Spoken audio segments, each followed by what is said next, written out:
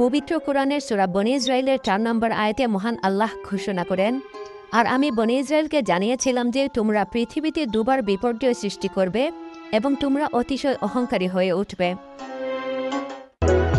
মহান আল্লাহর এই ঘোষণা থেকে পরিষ্কার যে বনী ইসরায়েল পৃথিবীতে দুবার বিপর্যয় সৃষ্টি করবে। প্রথমবার বনী ইসরায়েলিরা ক্ষমতাধর হয়ে আল্লাহর নবীদের হত্যা এবং বন্দী করার মতো ঘটনা ঘটিয়েছে। এর মধ্যে নবী শাহ আলাইসাল্লামকে হত্যা এবং আরবি আলাইসাল্লামকে বন্দী করার ঘটনার বর্ণনা পাওয়া গেছে। এর শাস্তিস্বরূপ মহান আল্লাহ বেবিলনের অগ্নিবুজক শাসক বখতে নাসরকে ইহুদিদের ওপর আধিপত্য দান করেন। খ্রিস্টপূর্ব প্রায় ৬০০ সালে বখতে নাসর নির্বিচারে ইহুদিদের হত্যা করেছিল এবং বহুসংখ্যক ইহুদিকে দাস বানিয়েছিল। আবার কোনো কোনো বর্ণনায় এসেছে বখতে নাসরের পরিবর্তে মহান আল্লাহ জালুদকে ইহুদিদের ওপর আধিপত্য দান করেছিলেন। সে ইহুদিদের ওপর সীমাহীন জুলুম এবং অত্যাচার করেছিল। এরপর আবারও ঘুরে দাঁড়ায় ইসরায়েলিরা। এ বিষয়ে সূরা বনী ইসরায়েলের ৬ নম্বর আয়াতে বলা হয়েছে, অতঃপর আমি তাদের বিরুদ্ধে তোমাদের জন্য যুদ্ধের পালা ঘুরিয়ে দিলাম, অর্থাৎ বিজয় দান করলাম। তোমাদের ধন সম্পদ সন্তান সন্ততি দ্বারা সাহায্য করলাম এবং তোমাদের করলাম সংখ্যাগরিষ্ঠ। অর্থাৎ বখতে নাসর জালুতের জুলুমের পর মহান আল্লাহ আবারও বনী ইসরায়েলকে ক্ষমতাধর করেন। এরপর আল্লাহ তাআলা তাদের সতর্ক করে বলেন, তোমরা সৎকর্ম করলে তা নিজেদের জন্য করবে, আর মন্দকর্ম করলে তাও নিজেদের জন্য করবে। আল্লাহর এই সতর্কবার্তার পরও বনী ইসরায়েল দ্বিতীয়বার আবারও ফাসাদ সৃষ্টি করে। ফলস্বরূপ রোমান সম্রাট টিটাসকে আল্লাহ তাদের উপর আধিপত্য দান করেন।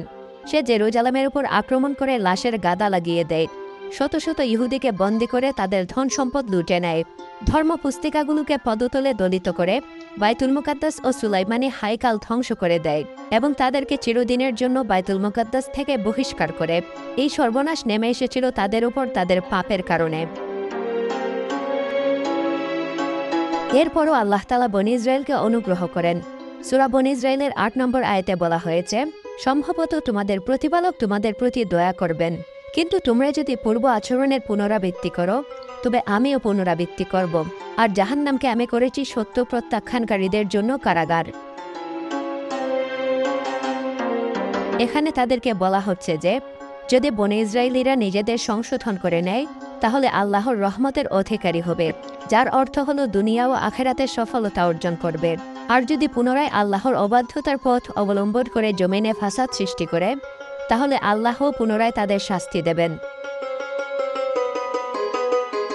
কিন্তু এখন পর্যন্ত ইহুদিরা নিজেদের সংশোধন করেনি। তারা মুসা আলাইসাল্লাম এবং ঈসা আলাইসাল্লামের নবুয়তের ব্যাপারে যে আচরণ করেছিল, মুহাম্মদ সাল্লাল্লাহু আলাইহি ওয়াসাল্লামের নবুয়তের ব্যাপারে একই আচরণ করেছিল। ফলস্বরূপ মদিনা ও খায়বার থেকে তারা নির্বাসিত হয়েছিল।